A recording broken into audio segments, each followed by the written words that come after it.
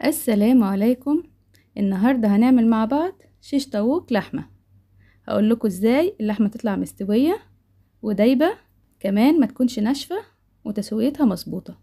اللي بيشتكي ان اللحمة بتاعة الشيش طاووق ما بتكونش مستوية كويس، وبنضطر نسيبها شوية كمان على الشواية عشان تستوي، في الوقت ده بنلاقيها اتحرقت ونشفت معانا. تابعوا معايا الفيديو ده. أنا كارلا ودي قناتي كارلا في المطبخ. لو أول مرة تشوفوني، لو عجبتكم القناة دوسوا اشتراك ولايك. أنا معايا كيلو لحمة، أي قطعية تحبوها.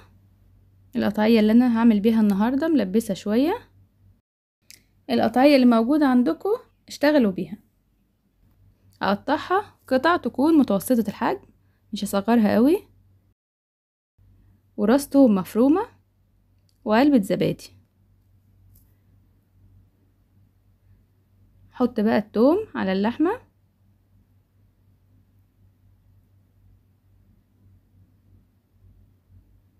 وعلبة الزبادي،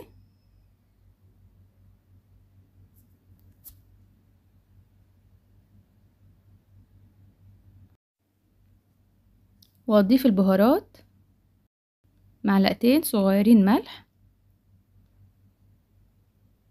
ومعلقة ونص فلفل اسود،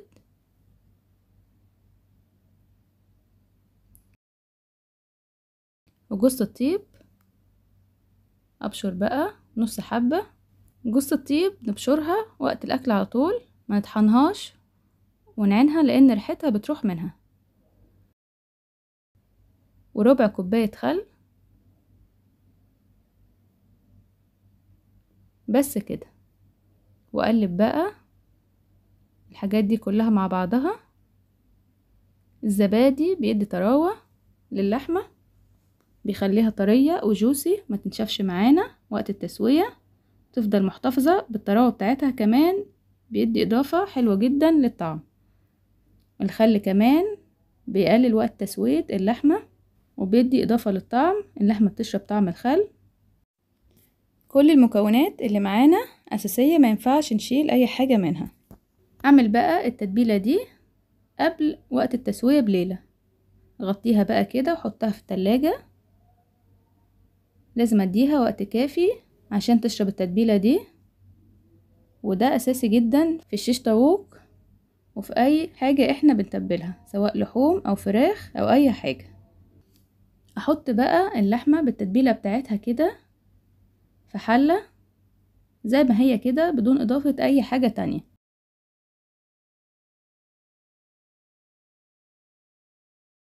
وارفعها على النار، حطها على نار متوسطة لمدة نص ساعة.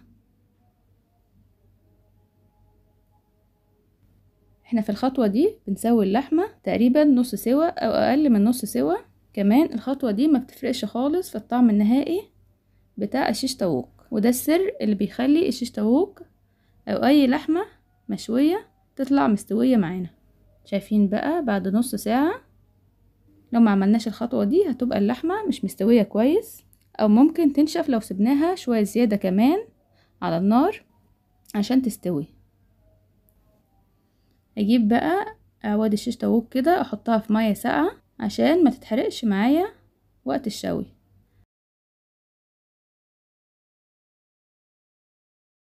معايا كمان هنا بصل وفلفل، معايا فلفل اصفر وفلفل اخضر واحمر، مقطعهم قطع كبيرة كده.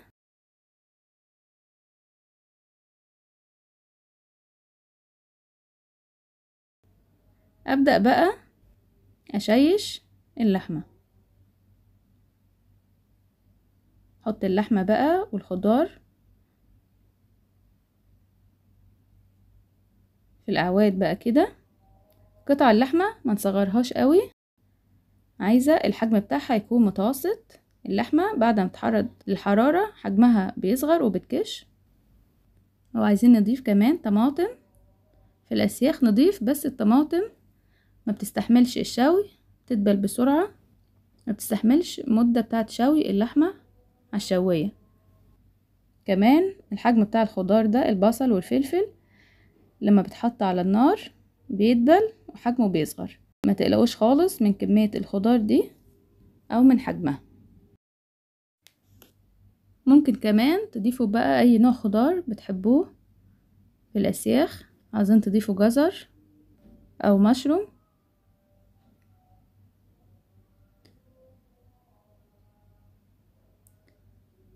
بنفس الطريقة دي اقدر اعمل كمان شيش طاووق الفراخ.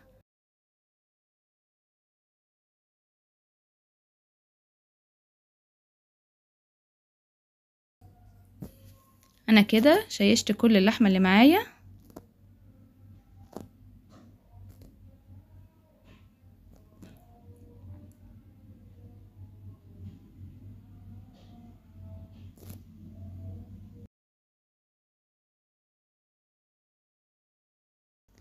اجي بقى على الشواية او على جريلا، ادهن الشبكة بتاعتها بالزيت واحط بقى الشيش طاووق.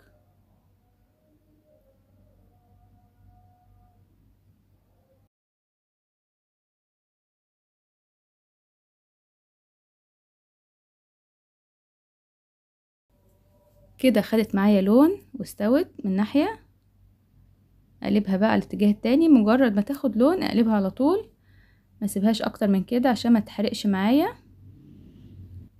مش عايزة اسيب اللحمة كتير على الشواية عشان ما تنشفش معايا وتفضل محتفظة بطراوتها وبالعصارة اللي فيها. مجرد ما تاخد لون نقلبها على طول.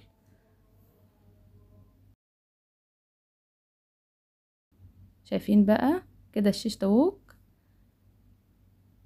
اتشوى معايا ازاي من كل الجهات وخد لون جميل.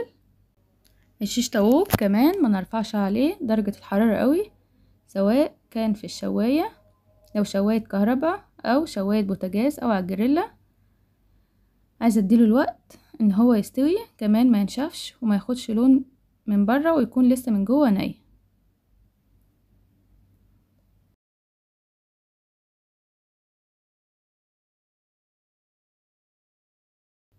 شايفين بقى الشيش طاووق كده بعد ما خلصناه، حط عليه رشة زعتر كده.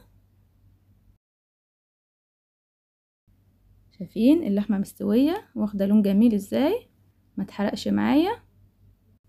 شايفين كمان حجم اللحمة، الحجم ده بيبقى مناسب جدا والخضار ما تحرقش معايا. لما نيجي نسوي اللحمة في الحلة نحطها نص ساعة مش اكتر من كده. الخطوة دي مش تغير خالص الطعم بتاع اللحمة.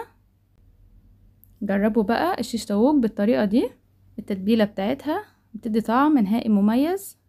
جوز الطيب بيدي طعم وريحة حلوين جدا للحمة.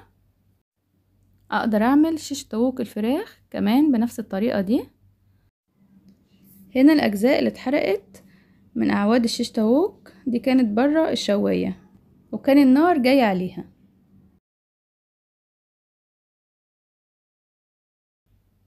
شايفين بقى اللحمة مستوية ازاي،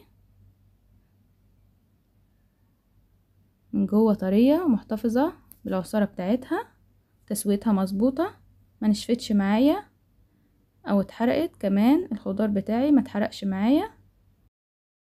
ما تنسوش وانتوا بتعملوا الشيش طاووق تصلوا على النبي عشان ربنا يحسن ما بين ايديكم.